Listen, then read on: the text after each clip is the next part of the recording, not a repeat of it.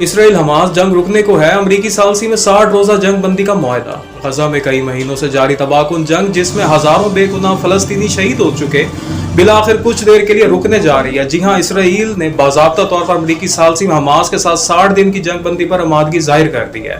لیکن سوال یہ ہے، کیا یہ واقعی جنگ ختم ہونے والی ہے؟ کیا یہ صرف وقتی ریلیف ہے یا کسی بڑے امنی معاہدے کی شروعات؟ اور اس کے پیچھے امریکی صدر ڈونلڈ ٹرمپ اور ان کے مشیر اسٹیو وکٹف کا کیا کردار ہے؟ 2 جولائی 2025 کو اسرائیلی وزیر خارجہ گیڈون سار نے اعلان کیا کہ ہم نے امریکہ کے خصوصی ایلچی اسٹیو وکٹف کی طرف سے پیش کردہ سیز فائر پلان پر ہاں کر دی ہے۔ انہوں نے کہا کہ اسرائیل یرغمالیوں کی رہائی اور مستقل سیز فائر کے لیے سنجیدہ ہے۔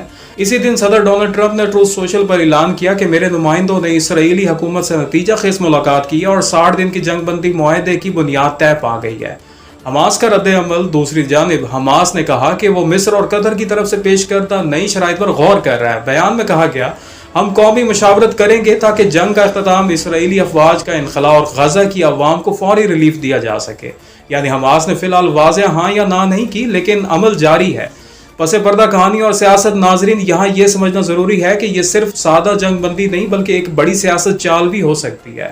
ڈونلڈ ٹرمپ 2024 کے الیکشن ہارنے کے بعد بھی مشرق وسطی میں اپنی اثر انگیزی دکھا رہے ہیں۔ ان کے قریبی مشیر اسٹیو وکٹف، جو ایک بزنس مین ہے، کو اس بار مڈل ایسٹ اسپیشل انوائے بنایا گیا۔ ٹرمپ اس کامیابی کو امریکی عوام کے سامنے اپنی قیادت کا ثبوت دکھا کر دوبارہ صدارتی سیاست میں قدم رکھنا چاہتے ہیں۔ جبکہ اسرائیل پر عالمی دباؤ بڑھ چکا تھا، اقوام متحدہ، یورپی یونین اور خود امریکی نوجوان نسل اسرائیل کی پالیسیوں پر سخت تنقید کر رہی تھی۔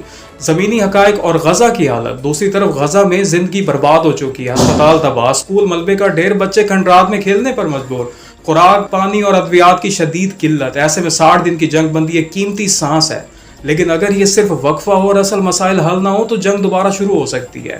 آخر میں ہم یہی دعا کرتے ہیں کہ یہ جنگ بندی مستقل امن کی طرف پہلا قدم ہو، لیکن جب تک فلسطین کی عوام کو انصاف، آزادی اور خود مختاری نہیں ملتی، تب تک یہ معاہدے صرف کاغذی ہوں گے۔ اگر آپ چاہتے ہیں کہ دنیا میں ظلم کے خلاف آواز بلند ہو تو اس ویڈیو کو لائک، شیئر اور سبسکرائب ضرور کریں۔ آپ کی آواز خاموش نہ رہے۔